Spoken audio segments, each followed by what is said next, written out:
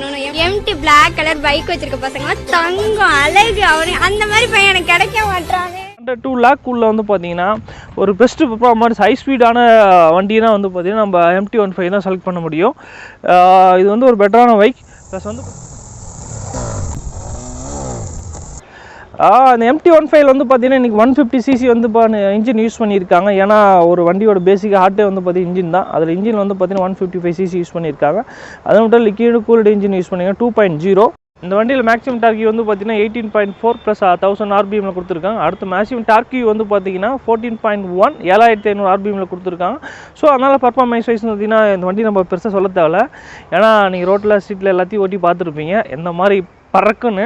அதுக்கப்புறம் வந்து பார்த்தீங்கன்னா டிஸ்கில் கொடுத்துருப்பாங்க, பேக்கும் டிஸ்கில் கொடுத்துருப்பாங்க, வித்து சிங்கிள் சேனல் ABS பிரேக்கோட கொடுத்துருப்பாங்க. ஆன்டி பிரேக்கிங் சிஸ்டம் தான் ABS பிரேக். அதோட கண்ட்ரோல் வந்து பார்த்தீங்கன்னா R15 வெர்ஷன் 2 இல்லை பழைய Yamaha ஓட்டுறவங்களுக்கு தெரியும். வண்டி பர்ஃபார்மன்ஸ் பயங்கரமாக இருக்கும். ஆனால் வந்து பார்த்தீங்கன்னா பிரேக் அடித்தா ஒரு ஹை ஸ்பீடில் அடிச்சோம்னா லெஃப்ட்டோ ரைட்டோ இழுத்துட்டு போகும் பின்னாடி வீல் மட்டும். ஆனால் அதெல்லாம் கண்ட்ரோல் பண்ணி தான் ஆன்டி பிரேக்கிங் சிஸ்டம் கொடுத்துருக்காங்க ABS. அது இந்த வண்டியில் பர்ஃபெக்டாக கொடுத்துருக்காங்க. இதில் டியூல் சேனல் ABSன்னு ஒன்று இருக்குது. அது எந்த வண்டி நீங்கள் சொல்லுங்கள் பார்க்கலாம், தெரிஞ்சால் சொல்லுங்கள்.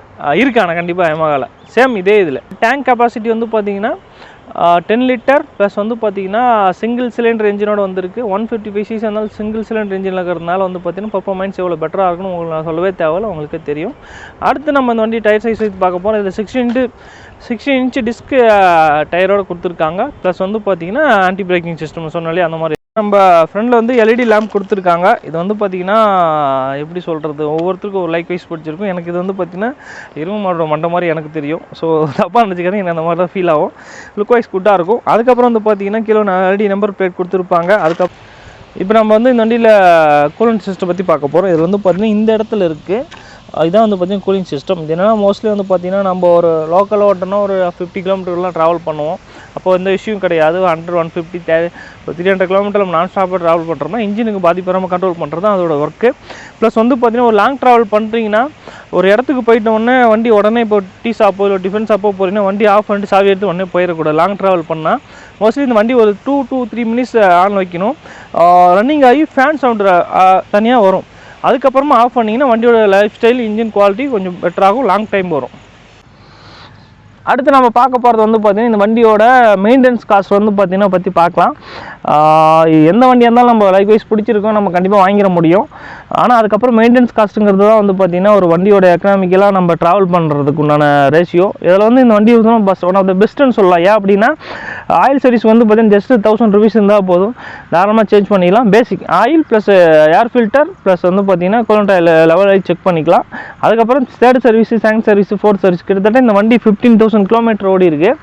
இதுக்கு 4 டைம் சர்வீஸ் காஸ்ட்டும் வந்து பார்த்திங்கன்னா ஒரு 2500 to 1500 தான் வந்திருக்கு. அதுக்கு மேலே வரவே கிடையாது. ஏன் அப்படின்னா வண்டி லைக்வைஸ் வண்டி ரெஃப்யூஸ் பண்ணாமல் ப்ரொஃபஷனலாக வண்டி ஓட்டுறாங்க. ப்ளஸ் வந்து பார்த்திங்கன்னா ரஷ் ட்ரைவ் கிடையாது.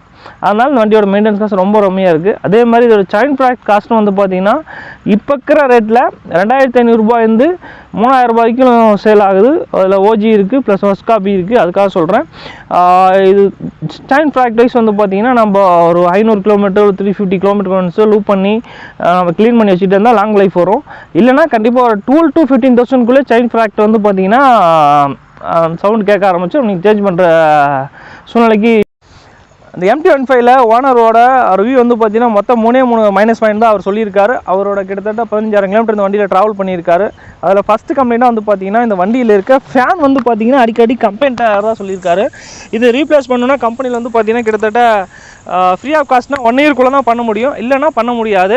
அதுக்கு பதிலாக அடிஷ்னலாக வந்து பார்த்தீங்கன்னா 2800 அடிஷ்னல் மோட்டர் இருக்கான். அந்த மோட்டருக்கு 1 இயர் வாரண்ட்டி இருக்குது. அது வேணால் எக்கனாமிக்கலாக காசு போட்டு மாற்றிக்க சொல்கிறாங்க.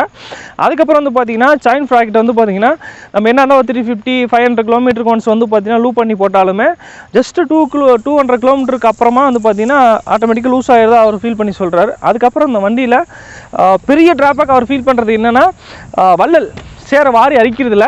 ஏன் அப்படின்னா இந்த இடம் ரொம்ப ஓப்பனாக இருக்கிறதுனால சேர் வந்து பார்த்திங்கன்னா பயங்கரமாக அடிக்குது. பின்னாடி சரி இல்லை ஃபஸ்ட்டு டிரைவர் சீட்டுக்கு வந்து பார்த்திங்கன்னா ஃபுல்லாக வருதுன்னு சொல்கிறாங்க. இதோ பின்னாடி ஃபுல்லாக ஒருத்தர் இருந்தாருன்னா அது கவர் ஆகிக்கும், இல்லாட்டினா ஃபுல்லாக வண்டி ஓட்டுறவங்க நாசி தான். இதை தான் அவரோட 3 ஓனர்ஷிப் கம்ப்ளைண்ட்டு. ப்ளஸ் வந்து பார்த்திங்கன்னா இது கம்ப்ளைண்ட்டாகவும் சொல்ல, ஜஸ்ட் இதில் இருக்கிற ஒரு சின்ன மைனஸ் பாயிண்ட்டாக அவர் சொல்கிறார். நன்றி, வணக்கம், தேங்க்யூ.